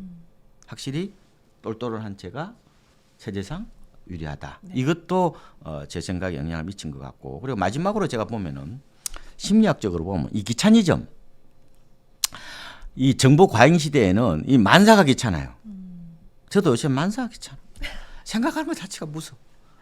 그러니까 세입자 요새 대하는 것도 부담스럽고, 그리고 비대면 사회잖아요. 맞습니다. 그래서 요새는 카페에서 아까 교수님이랑 카페에서 서로 얘기 안 하고 서로 이제 카페는 말하러 나온 거잖아요. 근데 거기서 이제 카톡을 한다든지, 아니면 젊은 세대 분들은 요새 카톡하는 사람들을 꼰대라고 그런다며. 요새 인스타 DM으로 많이 있죠 이렇게. 그러니까 이게 어떻게 보면은 대면보다 통화가 더 편하고 통화보다 뭐가 편해요? 이게 이제 엄지 세상이 더 편하니까. 저도 좀 말하는 것보다 오히려 나는 카톡을 하는 게 더 편하더라고. 이게 직업이 말하는 직업이다 보니까 귀찮아. 이런 것들이, 그러니까 말하자면은 이게 월세 받기를 이제 일종의 노동 그것도 감정 노동이라고 그러거든. 그러니까 이제 속 편한 게 뭐 그냥 아파트 하나 사가지고 그냥 놔두는 거죠. 그래서 아파트는 관리사무소에서 이제 관리를 해주잖아요. 신경 안 써도 되죠. 그리고 당연히 뭐예요? 아파트를 사려면 이게 오랫동안 상대적 안전자산으로 검증된 강남 아파트를 사려고 그러겠죠. 그리고 표준화되고 규격화된 아파트는 거래가 많으니까 환급성도 좋을 거고. 그러니까 이게 이제 그 강남 아파트의 차별적 상승은 어제 오늘 일이 아니지만 최근 들어서 좀 더 그게 심해지고 있는 것 같고, 물론 이제 시장의 초양극화는 이게 뭐 전 세계적인 흐름이에요. 왜냐하면 이게 소득 양극화가 자산 양극화를 부르는 거니까. 그리고 뭐 이런 인구 일자리 자본의 집중이라는 이런 측면들도 이제 같이 봐야 되긴 하죠. 그런데 저는 이런 흐름을 완전히 막기는 어렵다고 봐요. 시장은 어떻게 보면 야멸찬 거란 말이에요. 이게 어떻게 보면 시장은 뭐예요? 돈하고 물건 거래하는 데잖아요. 그게 무슨 당위가 들어가고 윤리가 들어가요. 그거는 인간의 거친 욕망만 그게 투영될 뿐이지. 그래서 다만 저는 그 좀 속도는 조금 정부 정책으로 조금은 조절할 수 있다는 그 생각은 갖고 있어요. 그러니까 아파트 대체 시장을 좀 육성해서 자금을 분산하고 세제나 뭐 대출 같은 거 혹은 뭐 지방 뭐 이런 분산 뭐 공기업 이전이라든지 뭐 이런 걸 통해서 조금은 수요를 좀 강남으로 쏠리는 거를 조금 이제 그 완화할 수는 있지 않을까. 그러니까 정부 역할이 굉장히 뭐 커지고 있다 이런 말씀도 해보고 있습니다. 최근에 그 토지거래 허가구역을 피해서 이제 경매로 서울 아파트를 매수하려는 경향이 좀 두드러지다 보니까 이 낙찰가율이 정말 많이 올랐더라고요. 이렇게 경매를 통해서 서울을 좀 진입하는 전략에 대해서는 어떻게 생각하세요? 그 웃돈 주고 사는 거죠. 그 비허가 프리미엄이라고 그래 그걸 보고. 네. 허가 안 맞아도 되거든요. 경매로 사면은 원래 토제 대상에서 아파트를 사면은 2년 살아야 돼요. 그리고 종전집은 뭐요? 이제 무주택자가 원칙이고 물론 임대나도 됩니다. 임대나긴 하지만 강남에서 뭐요? 이걸 사면 만약 부산에서 이거 경매로 서울 아파트를 낙찰을 받았어. 그럼 취득세가 몇 프로예요? 8%잖아요. 이제 그런 걸 이제 감안한 건데 어쨌든 갭 투자 수요라고 보면 돼요. 네. 그러다 보니까 지금 경매 낙찰가율이 서울에서 이 낙찰가율이 뭐냐면 감정가 대비 낙찰 가격이잖아요. 그죠? 맞습니다. 그 비율이란 말이에요. 그래서 3년 만에 최고치를 기록했는데 이거는 당연히 뭐 제 생각에는 뭐 여러 가지 이유가 있긴 하지만 바로 토지에 피하려는 어떤 그런 목적에서 높은 가격에 가격을 써내다 보니까 이제 낙찰가율이 올라갔다 이렇게 보시면 될 것 같아요. 그런데 또 한편으로 보면은 또 뭐죠? 뭐 경매 물건이 뭐 3년 만에 최고라는 말도 있더라고요. 네. 그거는 자영업의 몰라, 그다음 내수 경기의 침체 때문에 이제 결국 한 뭐 6개월 전에 이제 뭐 장사가 안 되니까 아파트를 담보로 해서 대출을 냈겠죠. 근데 그게 이제 못 갚다 보니까 결국 이제 경매로 물건이 나왔다 이렇게 보시면 될 것 같고 한편으로는 또 낙찰가율이 올라가잖아요. 그럼 이거 엇박자잖아요. 그렇죠. 어떻게 바라보실까요? 부동산 평론가 시각에서 바라보시면은 경매 물건이 늘어나고 이게 나라가 망해간다 뭐 이렇게 표현하더라고요. 너무 그친 표현인데 어쨌든 그만큼 이 저성장에 어떤 신음하는 이런 자영업자분들의 어떤 현주소를 보여주는 건데 그럼 너무 우울해요. 그럼 근데 그거는 실수요자 마인드는 그렇게 가지시면 안 돼요. 오히려 최근에 뭐예요? 낙찰가율이 올라가고 있다는 게 핵심이지. 네. 내가 비싸게 산다는 거잖아요, 결국은. 맞습니다. 그래서 부동산을 바라보실 때 이 평론가 시각하고 실수요자 시각을 구분하지 못하면요, 이건 헷갈립니다. 내가 사고 싶은 부동산이 오르고 내리고 하는 게 중요한 건데 자꾸 우리나라 사람들은 보면은 이 담론에 굉장히 좀 익숙해요. 이 주자 성리학 영향을 받아서 그런 거거든요. 담론에 너무 집착하면은 현실과 조금 괴리돼서 의사결정을 할 수 있어요. 그 지금 보니까 뭐 이렇게 경기가 안 좋은데 아파트값 올라가잖아요. 근데 이게 어떻게 보면 착시 현상일 수도 있고 이거 오래 못 간다고 그랬죠.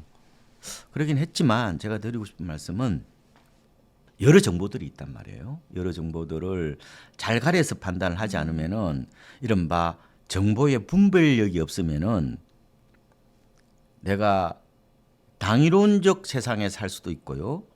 잘못하면은 욕망의 세상에도 살 수 있어요. 그걸 잘 조율하셔야 된다. 꼭 드리고 싶은 말씀은 실수요자적인 접근을 하시는 게 훨씬 더 좋다. 네. 이런 말씀을 드리고 싶어요. 앞서 일부에서 지금 좀 실수요를 원하시는 분들은 이제 고점 대비해서 조금 아직 하락을 벗어나지 못한 지역들을 좀 위주로 보라고 하셨는데 서울에서 좀 그런 지역을 한 세 군데 정도 꼽자면 어디라고 생각하시나요? 제가 점쟁이도 아니고 그거 알면은 제가 돗자리 피해야 될 것 같은데요. 근데 제가 큰 축으로 좀 말씀을 네. 드리면은 아마 누구나 다 아실 거예요, 사실상. 제가 보면은 두 가지 축인데 하나는 이제 부의 쏠림 현상, 또 하나는 젊은 인구의 쏠림 현상. 근데 이게 젊은 인구는 일자리하고 좀 맞물려 네. 있고요. 부는 아마 여러분들이 이제 아시겠지만 이게 이제 확대 재생산이 되는 공간이 중요한 거거든요. 그런데 그 축은 한강 쪽이에요. 네. 그 다음에 또 하나는 강남 인접선이. 네. 그 축으로 보시면 될 것 같아요. 제 생각에는. 그래서 요 사이 그 제가 이제 공간에 대한 선호도를 좀 이렇게 페이스북이나 제가 뭐 블로그라든지 그 다음에 제가 요즘 많이 하는 게 인스타그램 또 제가 스레드도 하거든요. 네. 저는 SNS를 어디 가면 다 해요. 근데 확실히 물어보면은 기성세대와 젊은 세대 간에 조금은 공간을 바라보는 눈이 차이가 있다는 느낌이 들어요. 네. 그러니까 제가 특정 지역을 비호하거나 뭐 이렇게 뭐 그 나쁘게 보거나 이런 뜻은 아니라 네. 제가 이제 왕십리 뉴타운에 센트라스 아파트가 있어요. 25평짜리 아파트하고 그다음에 이제 고덕 그라시움이 있단 말이에요. 여기에 25평짜리 아파트를 당신이 어느 쪽에 더 선호하겠느냐라고 물어봤어요. 근데 이제 최근에 고덕이 많이 올랐죠. 네. 근데 이게 25평이 가격은 한 5천에서 한 1억 정도. 고덕이 좀 비쌉니다. 근데 우리가 2년 전에는 오히려 왕십리가 비쌌는데 네. 그래서 이제 뭘 어떻게 그 비교하느냐? 사람들이 강북에서 직장 있으면은 저 왕십리 갈 거고 강남에 직장 있으면 당연히 뭐 고덕 가는 게 아니냐 이렇게 볼 수도 있단 말이에요. 근데 제가 보면 약간의 공간에 대한 어떤 선호도 이걸 배제하고 좀 보면은 역시 좀 나이 드신 분들이 확실히 왕십리를 조금 선호하는 경향이 있어요. 물론 강북이 직장이면 당연히 선호하는 네. 거고. 네. 근데 젊은 층들은 조금은 고덕 쪽에 좀 초점을 맞추시는 것 같아요. 왜냐 물어보니까 일단 9호선이 들어온다는 것도 있고 네. 그다음에 여기가 이제 애 키우기가 좋다는 거예요. 그렇죠. 그죠? 그리고 신축은 비슷해요. 뭐 그 차이가 안 난단 네. 말이에요. 근데 요 사이에 그러니까 MZ 세대의 어떤 그런 주거에 대한 공간 욕망 그걸 보면은 고덕에서 좀 저는 느낍니다. 그러니까 요새 그 고덕이 신혼부부들의 성지라는 얘기를 해요. 네. 이거는 서울만 해당이 되는 게 아니라 부산 같은 데도 그래요. 부산도 강서구 명지동이 젊은 층이 모여 있거든요. 거기가 우리나라에서 지방광역시 중에서 가장 젊은 인구가 모여 있는 대표적인 곳이 뭐냐면은 도심에서 한참 멀어요. 강서구 명지 이제 국제 신도시고 그다음에 광주광역시도 수암동이에요. 수암동. 그 도심에 좀 멀려져 있어요. 네. 확실히 젊은 인구들이 확실히 얼죽심 문화인 거는 맞는 것 같아요. 근데 확실히 새 걸 좋아하죠. 새 걸 좋아하는데 그러면서도 이게 이제 주거지가 약간 분화되고 있다는 느낌이 들어요. 그러니까 젊은 층이 좋아하는데 그다음에 또 좀 연세 드신 분들이 좋아하는데 이게 주거지가 조금은 차이가 난다는. 그래서 서울에서도 압구정 같은 데가 좋은 데죠. 거기는 뭐 젊은 인구가 안 살잖아요. 그래도 가장 재테크의 끝판왕이라고 그럴 정도로 가장 비싼 데야. 이거 네. 왜냐? 요거는요 어르신들이 많이 살아요. 그러니까 머리가 희끗희끗한 어르신들이 많이 사는데 여기에서도 집값 비싼 이유는 이거는 이제 부촌을 만들어내는 부의 흐름이 바로 이거는 부자 동네라는 이거에 이제 기인한다고 그랬잖아요. 그것처럼 제가 좀 드리고 싶은 말씀은 여러분들이 아마 지금 집을 새로 사거나 아니면 갈아타기 하시는 분이나 고민하시는 대부분의 사람들이 아마 3, 40대일 겁니다. 그죠? 3, 40대인데 그러면은 시각을 바라보실 때 저는 30대 중반 여성 시각에서 좀 집을 바라보시라는 말씀을 좀 드려요. 예? 이 공통분모가 지금 시장 흐름을 이끌어 간다 이렇게 네. 보시면 될 것 같고 그래서 뭐 여러 가지 뭐 집을 선택하는 뭐 이유라든지 아니면 뭐 근거들은 있죠. 근데 제가 이제 드리고 싶은 거 하나는 바로 뭐 내가 뭐 강남 압구정 못 들어 뭐 안 들어가고 싶은 누구나 다 들어가고 싶죠. 누구는 뭐 일부러 안 들어가요. 돈이 없으면 못 들어가는 거지. 네. 어차피 금액에 맞춰서 움직일 수밖에 없단 말이에요. 그런데 좀 더 현명한 선택을 한다면은 항상 부동산을 30대 중반 여성 시각에서 꼭 보시라는 말씀을 드리는 거고요. 그리고 이게 이제 요사이 저는 결혼 하시는 분들 그리고 애기 가지시는 분들이 애국자라고 보거든요. 네. 요새는 뭐 도시락 폭탄 던진다고 애국자가 되는 게 아니라 애기를 많이 놓으면 애국자예요. 네.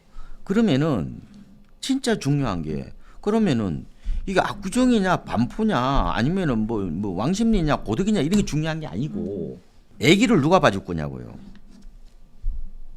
이거 중요한 얘기에 이게 막상 부딪히면은 맞습니다. 그리고 요새는 애를 어떻게 키울 거냐고요. 애 키우는 것도 중요하잖아요. 그러면은 애가 잘 돼야죠. 돈 벌면 뭐예요? 애가 많이 망나니면 내 인생이 망가지는데 애가 잘못되면요 내 노후가 없어져요. 애가 저도 고민했는데 우리 애가 만약에 옛날에 그 게임을 좋아했는데 그 은둔형 외투리가 돼가지고 집에 처박혀가지고 새벽 2시에 나왔다가 4시에만 들어가면은 돈이 아무리 많으면 뭐예요? 이게 간단한 문제가 아니라 그러면은 행복을 위해서는 결국은 우리 애가 잘 돼야 된단 말이에요. 아니 얘가 서울대학 가고 연고대 가는 게 중요한 게 아니라 뭘 하든지 간에 사회적으로 부모로부터 경제적으로 사회적으로 독립하는 게 더 중요하단 말이에요. 이 떼어내는 게 중요하단 말이에요. 빨리 떼어내야 된다니까. 그러면은 아기를 키워야 되잖아요. 그러면 아기를 키우려면은 어디로 가셔야 돼요? 그러면은 이걸 누가 아기를 봐줄 수 있냐고요. 부모님 그러면 근처로 가야 되겠죠. 그러면은 이렇게 되는 거야. 이게 처세권, 네. 시세권이 되는 거예요. 시댁에서 가까운데 그다음에 제갓집에서 가까운데. 네. 그래서 제가 이제 그 대부분 이제 아마 친정 엄마가 많이 봐주시죠 일반적으로. 그러면은 내가 이곳이 아까 말씀드린 대로 부자들이 별로 좋아하지 않거나 아니면 젊은 층이 별로 좋아하지 않더라도 이쪽으로 가셔야 돼요. 그래서 이렇게 되는 겁니다. 최상보다 최적이 더 중요할 수 있다고요. 네. 그래서 여러분들이 저는 재테크의 노예가 된다기보다는 그보다 더 중요한 것은 나의 가정이 안정적으로 그다음에 행복을 어떻게 보면은 찾아가는 공간이라는 측면에서 바라보면은 우리가 말하는 이게 재테크는 기본적으로 나의 어떤 그런 필요나 욕망보다는 여러 사람들의 어떻게 보면은 공통된 어떻게 보면은 하나의 객관적인 룰 같은 거란 말이에요. 그죠? 근데 집이라는 게 나의 주관적인 효용도 중요하잖아요. 그래서 제가 드리고 싶은 거는 전체적인 틀로 보면은 그죠? 이왕이면은 좀 부자들이 좋아하는데 그다음에 젊은 인구가 좀 많이 좀 모여 있는데 그쪽이 좋다. 네. 그죠? 그 틀 하에서 또 보셔야 되는 게 당연히 역세권도 보셔야 되고 그다음에 대단지도 보셔야 되고 네. 그다음에 여러 가지를 보여야 되지만 가장 중요한 게 저는 아깝게 딱 하나만 말씀드린다면은 저는 집은 바로 처세권이 중요하다. 네. 처갓집에 가까워야 된다. 그러면은 요새 아마 여성 입장에서는 엄세권이죠. 엄마 집에서 가까워야 된다. 네. 그렇게 아마 의사결정해야 되는 거지. 의사결정이라는 것이 그렇게 이렇게 무 자르듯이 툭 되는 게 아니라는 말씀. 네. 그런 말씀 드리겠습니다. 현재 좀 수도권이나 지방 부동산 시장의 전반적인 분위기는 좀 어떠할까요? 지금 수도권을 말씀을 드리면은 이게 이제 물결 효과라고도 표현해요. 네. 그러니까 이제 강남이 오르면은 강북 그다음에 이제 수도권까지 이제 확산이 되는 그런 모양새는 맞아요. 그러니까 지방까지는 영향을 안 미치는데 서울 수도권에서는 이게 이제 공간 확산 모형이라고 그러거든요. 이거 어느 정도 어떻게 보면 아직까지 맞는 방정식인 것 같아요.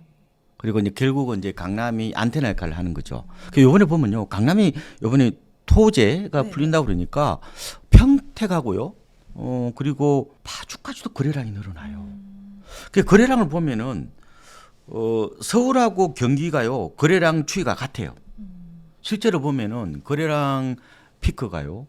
작년에 이 서울 아파트 거래량이 7월에 9,200건이었거든요. 경기도도 그때가 고점이었어요. 그리고 올해도 3월이 제가 서울이 피크일 가능성이 높다고 말씀드렸는데 1,200건 정도 되니까요. 네. 근데 경기도도 저 3월이 피크예요. 그래서 방향성은 거의 같이 간다. 네. 다만 이제 등락의 차이는 좀 있다 이렇게 보시면 될 것 같고 그래서 저는 아마 올 하반기부터 내년까지 이어지는 장세를 저는 탈서울 내 집 마련으로 보고 있습니다. 네. 왜냐하면 30, 40대들이 지금 서울에 집 사기에는 하늘의 별따기예요. 그래서 아마 외곽으로 조금 이동하는 양상들이 나타나지 않을까 이렇게 바라보고요. 그리고 이제 지금 수도권에서도 온도차가 워낙 심하게 나니까요. 지금 이제 뭐 과천으로만 지금 이른바 상급지 갈아타기 수요가 몰린 거거든요. 네. 근데 과천이 왜냐면 전고점을 돌파할 정도로 왜 이렇게 그러면은 쏠림 현상이 나타나고 나머지는 뭐 고점 대비 28% 20% 이런 것들이 많단 말이에요. 왜 이런 현상이 나타났을까 봤더만 역시 이제 과천은 옛날부터 중강남이라고 했어요. 이게 그래프를 그려 보더라도 서초구하고 비슷한 흐름이에요. 붙어 있기도 하고. 그래서 과거에도 이제 그런 흐름이 나타났는데 새 집이 많잖아요. 네. 새 집이 많아서 얼죽신 수요들이 좀 유입이 된 거로 보이고 그리고 이제 거기가 이주도 좀 있고 그리고 이제 좀 은퇴자들이 그거 한번 들어가면 안 나오더라고요. 네. 너무 주거 만족도가 높다고 그러더라고요. 저도 이제 거기 청계산 올라가거나 관악산 갈 때 자주 이제 가는데 저도 한번 살고 싶더라고요. 그런데 뭐 의사결정까지는 쉽지 않겠지만 뭐 여러 가지 그런 주거 문화들이 좀 겹치면서 어쨌든 다른 지역과의 좀 차별 양상이 나타나지 않았느냐 이렇게 바라보고 그래서 제가 하반기 이후에도 결국은 지금 수도권에서 선발 주자가 어떻게 보면 과천이잖아요. 근데 지금 판교나 분당도 아직 전고점 돌파를 못했단 네. 말이에요. 그래서 저는 이제 하반기를 제가 갯묘기 혹은 순환매 말씀을 네. 올렸는데 경기도 내에서도 이제 순환매나 갯묘기 양상이 나타날 네, 거라고 네. 봐요. 그래서 뭐 과천에 뭐 들어가 살겠다 그러면 뭐 어쩔 수 없는 거잖아요. 내가 비싸게 들어가 살겠다는데 누가 말깁니까? 네. 그렇지만 조금 내가 집을 싸게 상만한다는 접근으로 본다면은 오히려 그 근처에 좀 덜 오는 쪽으로 접근해 보시는 것도 제 생각에는 좀 하나의 뭐 차선의 방법이 아닌가 이런 생각도 해보고 있습니다. 사실 지금 워낙 서울 쪽에 인기가 많기 때문에 네. 오히려 지금 같은 시기에 뭐 말씀하셨던 수도권에서 일부 아직 오르지 않은 지역이나 지방으로 좀 눈을 돌려서 좀 투자를 생각해 보는 거 이런 부분은 좀 어떻게 생각하세요? 저는 투자 쪽은 별로. 지금은 글쎄요. 과연 2017년, 2021년 때처럼 지역을 가리지 않고 무차별적으로 상승을 할까요? 제가 갯묘기 일부 나타난다고 그러지만 그게 과거와는 다른 양상이기 때문에 지금은 과거처럼 막 그 법인을 동원해서 그다음에 막 뭐 여러 채를 막 이런 거 있잖아. 5채, 6채 사는 그런 거는 안 할 것 같은데요. 요사이는. 그래서 투자 목적으로 뭐 접근하시는 거는 뭐 그게 뭐 자본주의 세상에서 누가 그거 말깁니까? 그거는 뭐 자유롭게 하시면 되고 내가 세금만 똑바로 내면은 뭐 잘못한 건 없잖아요. 그거는 자유로우신데 저는 그렇게까지는 메리트는 저는 크지 않을 것 같다. 이런 말씀을 좀 드리고 싶고 다만 이제 진짜 싼 매물들은 좀 접근을 해 보셔도 되는데 저는 이왕 사실 거면은 급매물보다는 경매로 사셔야죠 그러면은. 네, 경매로 접근하시면은 지금 온기가 그쪽으로 안 붙었기 때문에 충분히 저는 메리트가 있지 않느냐 이렇게 보고요. 근데 이제 경매 쪽으로 하시는 분들은 가장 중요한 게 한 번 먹은 생각을 끝까지 안 가져간다는 거예요. 예. 시작은 100명이 하는데 한 2, 3년 지나면 한 2명 남아 있어요. 왜냐면 이 자꾸 떨어지면 또 재수 없다고 그러고 그런 이상한 논리를 만들어 가지고 중간에 간두는 경우가 많거든요. 그래서 저는 뭐 경매를 통해서 부자 된 사람은 생각도 많이 봤는데 그건 미쳐야 돼요. 3년 동안 미쳐야 됩니다. 미쳐야. 그러니까 확실한 자기 신념 그리고 자기 어떤 그런 그 의식의 중무장 격가지를 쳐내는 능력 다른 잡념을 안 가지는 능력 오히려 올인하는 능력 이런 것만 있으면 저는 필요하다고 보는데 저는 좋다고 봐요. 하십시오. 문제는 뭐 생각만 하고 안 해서 그런 거지. 그래서 제가 보면은 주식이든 부동산이든 결국은 끈기의 싸움인 것 같아요. 네. 그릿이 문제죠. 이 탤런트보다는 결국 저는 그릿이라고 봐요. 그래서 저는 주식도 저는 뭐 종목보다는 ETF 많이 사잖아요. 인덱스 많이 사시잖아. 그러면은 IQ를 낮춰야 돼요. 우리나라 평균 IQ가 지금 106이죠. IQ를 20으로 낮춰야 투자할 수 있습니다. 주식도. 왜냐하면 중간에 또 생각이 바뀌어가지고 좀 단순하게 접근하라는 말씀이시죠? 자고 우면하는 경우가 많아요. 그러지 마시고 그냥 단순하게 심플하게 했어야 돼요. 그 스티브 잡스 그분이 단순함이 산을 옮긴다는 말을 하셨는데 저는 굉장히 위대한 말씀이라고 봅니다. 네. 이게 복잡하면 오래 못 가고 오히려 지금은 몰입하고 올인해야 성과를 낸다. 네. 이런 말씀을 드리고 싶고 그러니까 만약에 하실 거면 경매를 하십시오. 저는 올해 오피스텔 같은 거 경매로 낙찰 받아 보시라고 말씀 많이 드렸는데 네. 오피스텔은 뭐예요? 주소 옮기더라도 무주택자죠. 네. 청약할 때. 그래서 오피스텔 같은 게 낙찰가율이 좀 낮기 때문에 오피스텔 쪽으로 집 사기 애매한 분들 계시잖아요. 그런 분들은 오피스텔 낙찰 받아가지고 거주하시다가 그렇잖아요. 나중에 뭐 아파트 당첨 받으면 되는 거죠. 그런 중간 사다리 전략으로서 오피스텔 경매 낙찰 받아보는 것도 괜찮고. 예. 그러니까 결국은 지금은 뭐 여러 가지 선택의 어떤 다양성이 있잖아요. 근데 너무 많다 보니까 이것도 아니고 저것도 아무것도 못 하는 거예요. 하나만 미쳐야 돼요. 주식에 미치든지 코인에 미치든지 아니면은 경매에 미치든지 하나만 미쳐야 되지 이것저것 다 하면은 이게 분산되기 때문에 결국은 어떻게 보면 토끼도 있잖아요. 한 마리만 집중적으로 쫓아다녀야 되지 세 마리 동시에 쫓아가다 보면 다 잃어버리는 경우가 많기 때문에 지금은 생각하기보다 결국은 내가 집중력을 가지고 어느 정도 실행하느냐 실천력이 중요하다고 보고 있습니다. 예. GTX 노선 확충은 사실 네. 이 수도권 부동산의 좀 핵심 변수라고 보는데 네. 이렇게 GTX 노선 좀 관련해서 지금 좀 주목하면 좋을 지역이 있다면 어디가 있을까요? 글쎄요. GTX는 제가 봐도 수도권의 교통혁명이에요.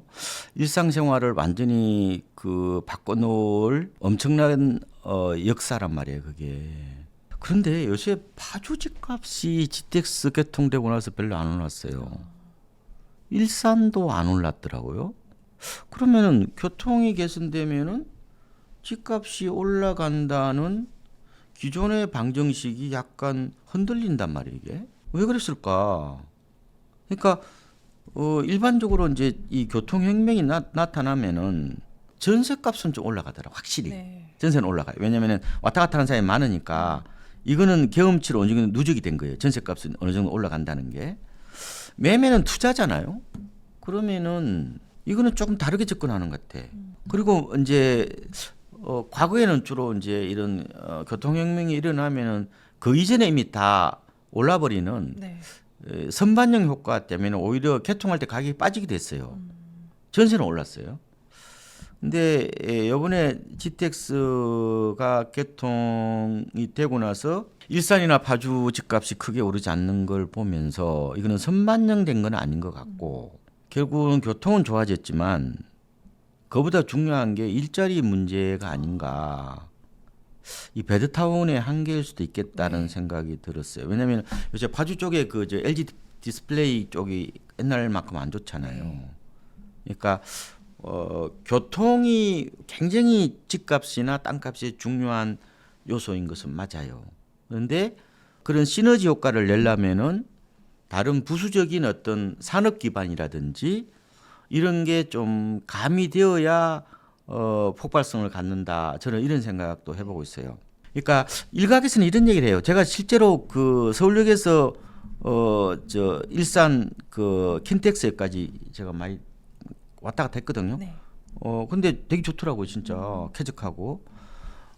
그런데 이제 이게 아마 GTX A 노선은 저 삼성역까지 이렇게 연결이 돼야 된다는 얘기를 많이 하더라고요. 네. 서울역까지 오는 거는 좀 한정이 있고 결국은 이제 일반 일자리 벨트인 이 테란로를 이제 이렇게 통과해야 된다는 거죠. 9호선이 지금 황금 라인인 것처럼 여의도하고 이제 그 강남을 이렇게 경유하는 것처럼. 그래서 제 생각에는 지금은 어쨌든 간에 다소 아마 실망스러운 분들이 있는 것 같아요. 네. 그런데 이제 삼성역까지 뚫리면은 조금 더 어떻게 보면은 교통혁명의 뭐 후광 효과, 할로우 이펙트가 좀 더 가미되지 않을까 이런 생각을 해보지만 지금까지는 보면은 어쨌든 간에 조금 실망하시는 분들이 많고 교통혁명이 결국 집값 상승으로 이어지지 않는 네. 이런 하나의 이례적인 어떤 그런 뭐 사례가 만들어졌다 이렇게 보시면 될 것 같고 저는 하나 더 말씀을 드리고 싶은 거는 과연 시간적 거리가 단축됐다고 해서 심리적 거리가 주냐는 거예요. 이거는 아닐 수 있다는 말씀을 드리고 싶어요. 인간이 공간을 인식을 할 때 시간적 거리보다 오히려 절대적 거리 이게 더 중요한 인식 모형이 될 수도 있다는 거예요. 보면은 지금 청량리에서요 원주까지가 50분 정도 걸립니다. 제천까지 1시간 6분인가 그래요. 네. 아니 원주가 강원도지만 수도권이잖아요. 아니 서울이죠. 지금은 그렇잖아요. 네. 50분이면 뭐 서울이죠. 서울이죠. 네. 그다음에 지금 춘천까지가 1시간 정도 걸려요. 그러면 춘천이 그럼 서울이어야 되는데 왜 강원도입니까? 지금 평택에서 아니 평택이라 이거는 SRT죠. SRT죠. 저 수서까지 오는 거. 요게 지금 20분 거리란 말이에요. 그럼 평택이 서울이에요? 아 서울이 강남이에요 그러면? 아니잖아요. 평택 경기도잖아요. 네. 천안에서 지금 KTX 타면 서울역까지 40분 거리죠. 그러면 천안이 서울이에요? 그러니까 이런 게 있는 것 같아요. 그러니까 여전히 교통이 어쨌든 혁명적으로 바뀌더라도 인간의 의식 구조에서 공간을 지각하는 능력은 여전히 절대적 거리가 네. 영향을 많이 미치더라. 이 얘기는 아무리 교통이 개선되더라도 도심의 가치는 사라지지 않는다는 걸 저는 말씀을 드리고 싶어요. 왜 그러느냐? 유현준 교수님은 이거 짝짓기에 대한 본능이라고 말씀하시던데, 제가 이렇게 말씀하시던데, 이게 이제 인구가 줄면 더 옹기종기 모여 살라고 그러겠죠. 네. 뭐 그런 것도 영향이 있고, 그런데 뭐 분명히 뭐 땅값 같은 건 올라가는 건 맞는 것 같아요. 올라가는 건 맞는데, 교통혁명 이게 자체만으로 모든 부동산에 결국은 이게 있잖아요. 이게 평준화 이건 아니라는 거예요. 여전히 어떻게 보면 지금 GTX 같은 경우는 도심 쪽에 있는 일자리에 대한 접근성이 좋아지는 거잖아요. 그죠? 또 왔다 갔다 하시겠죠, 그러면.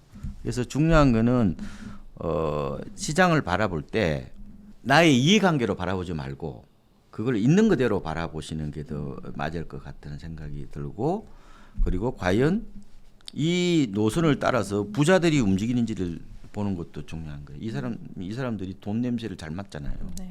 그런 측면에서 좀 같이 보셔야 되는 거고 그래서 교통혁명이 분명히 아까 말씀드린 것처럼 수도권의 일상생활에 혁명은 맞다. 그렇죠. 맞지만 모든 부동산이 올라가는 것도 아니고 그렇죠. 거기에 결국은 주변 환경이 여러 가지 산업 환경들이 이렇게 뒷받침되어야 그게 시세가 크게 오르는 어떤 그런 모습들이 나타나더라. 이런 말씀을 좀 드리겠습니다. 최근에 이 수도권 미분양 아파트가 굉장히 많은데요.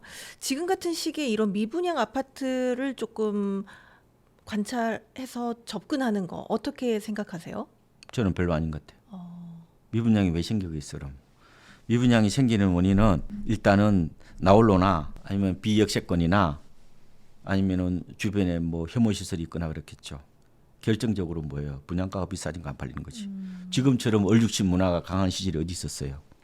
뭐 예를 들어 평택 같은 경우는 이제 공급량이 워낙 많다 보니까 또 미분양이 지금 계속 많이 나고 있기도 하잖아요. 네. 근데 또 평택은 수도권이기도 한데 그래서 그쪽에 관심을 가지시는 분들이 좀 많으신 것 같은데 평택은 좀 어떻게 보세요? 평택이 그동안에 하나의 이제 핵심 유망 지역이랄까요? 네. 우리 떠올랐다가 그 반도체가 좀 약간 여러 가지 좀 뭐 부진 뭐 이런 얘기가 나오면서 지금 미분양에 뭐 거의 무덤이라는 얘기 나올 정도로 미분양이 많죠.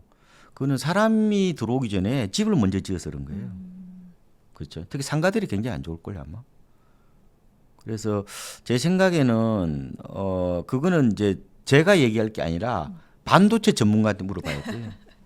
그렇잖아요. 반도체가 과연 제대로 그러면은 이 메모리를 넘어서 네. 제대로 그러면은 이게 그 육성이 될 거냐, 삼성전자가 다시 살아날 거냐 그 문제잖아요. 그 팽택은 삼성전자 그거 보고 들어간 거 아니에요, 대부분이. 맞습니다. 그 어떻게 될 건지 저는 제가 문외한이라고 잘 모르겠고요. 그건 쉽지 않은 것 같고, 제가 이제 결국은 판단을 하실 때 왜 미분양이 생기는지를 보셔야 돼. 가장 결정적인 원인은 저는 분양가가 비싸서 그렇다고 봐요. 네. 지방의 중공업 미분양도 다 마찬가지죠. 이게 왜 이렇게 미분양이에요? 2년 전에 분양한 거 아니에요, 그거. 네. 근데 수도권에서는 보통 분양가가 보통 한 30% 이상 올랐다고 그래요. 근데 이제 서울 같은 데는 어때요? 이게 다 소비자한테 전가시켰잖아요. 받아줬다는 거죠. 근데 지방은 안 받아주니까 고스란히 그게 미분양을 있다가 지금 불 꺼진 아파트가 된 거 아니에요. 중공업 미분양이 된 거죠. 그 이유는 가장 핵심적인 하나예요. 분양가가 비싼 거예요. 차라리 주변 아파트 상황이 나을 수가 있죠. 그럼. 그러니까 제가 부동산을 판단하는 가장 기준은 제가 타이밍도 아니라고 그랬고 네. 저는 가장 중요한 게 가격이라고 그랬어요. 가격. 싸게 사셔야 되는 거죠. 그런 측면에서 보면은 미분양을 잘 판단하셔야 되죠. 아무리 연륙식 문화라도. 그런데 미분양을 잡을 때 저는 기준이 하나 있어요. 그러니까 택지지구는 확실히 좀 불패가 있었던 것 같아요. 그래서 성공하는 확률이 좀 높았던 것 같아. 그리고 또 하나는 이게 시기에 대한 얘기인데요. 보통 분양한 지 3개월 넘어서면은 이거는 이제 좀 골치 아파요. 그러니까 사시더라도 일시적으로 네. 미분양될 때, 네. 일시적으로 불황이라서 미분양될 때, 그때 잡는 거 좋아요. 미분양은 최대한 좋은 지역이라면은 계약하자마자 바로 이게 잠깐 나오는 거 있잖아요. 네. 이런 물건을 사셔야 되지. 입주 때까지 이게 미분양이다? 뭔가 문제가 있는. 이 소비자들부터 뭐예요? 거의 3년 동안 애면 받았는데 내가 뭐 들어가가지고 영광을 누리겠어 이거. 네. 왜냐하면 이거는 결국 가격은 어떻게 보면 시장에 참여하고 있는 사람들이 어떻게 보면 공통적인 하나의 가치를 매기는 거거든요. 그렇잖아요, 그죠? 그래서 이게 어떻게 보면 가격이 가장 공정할 수도 있는 거죠. 어떻게 보면은. 아니 가격이 비싸가지고 안 샀는데 내가 뭐 자선 사업가 될 일이 있어요?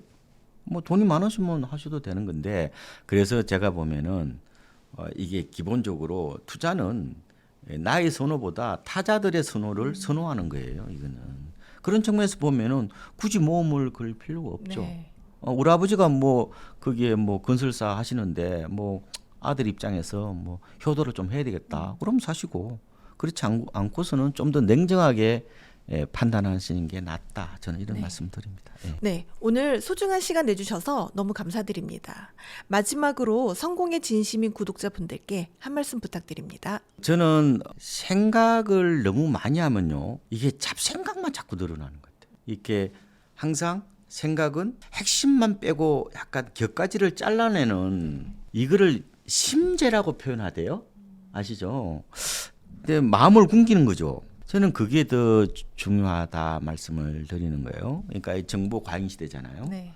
너무 많아. 그래서 여기에서 내가 꼭 그러면은 의사결정을 할 때에 핵심만 빼고 잘라내셔야 돼. 안 그러고서는 지금 의사결정 장애들이 너무 많고 저도 마찬가지거든요. 그래서 지금 의사결정을 내리기가 굉장히 어렵습니다. 이럴 때일수록 더 중요한 거는 바로 강한 필요를 느끼냐는 거예요. 집을 꼭 사야 됩니까? 이 부분에 대해서 확신이 들지 않으면은 의사결정을 내리기가 어렵다. 하다 그냥 흘러가는 경우가 많거든요. 그래서 제가 꼭 드리고 싶은 말씀은 생각을 너무 많이 하지 마라. 이 생각병이에요, 생각병. 현대인들은. 그래서 100톤의 생각보다 네. 1g의 실천이 중요하다고 봐요. 네, 좋은 말씀이시네요. 네. 그래서 지금은 이 생각 과잉 시대로부터 저는 조금 벗어나는 게 중요한 것 같고 책상에 앉아서 생각하지 마시고 밖으로 나서가지고 저는 해법을 찾아보는 것들도 좋다. 그래서 저는 요새 임장 데이트도 많이 하시더만요. 네. 부동산은 이 주식이나 이거하고 달라요. 이 주식은 이제 모바일로 사이버 세계에서 부가가치를 만들어내는 거지만 부동산은 오프라인 세계에서 부가가치를 만들어내는 거예요. 그래서 저는 제발 공상고만하고 현장에서 답을 찾아라 이런 말씀을 드리고 그래서 현장에 가보면은 의외로요 상상하지 못하는 일들이 많이 생깁니다. 그래서 이 생각 과잉에 좀 빠지지 말고 몸으로 조금은 부대끼면서 좀 지혜로운 해법을 찾는 걸 좀 추천을 드리겠습니다. 네, 오늘 정말 감사드립니다. 네, 고맙습니다.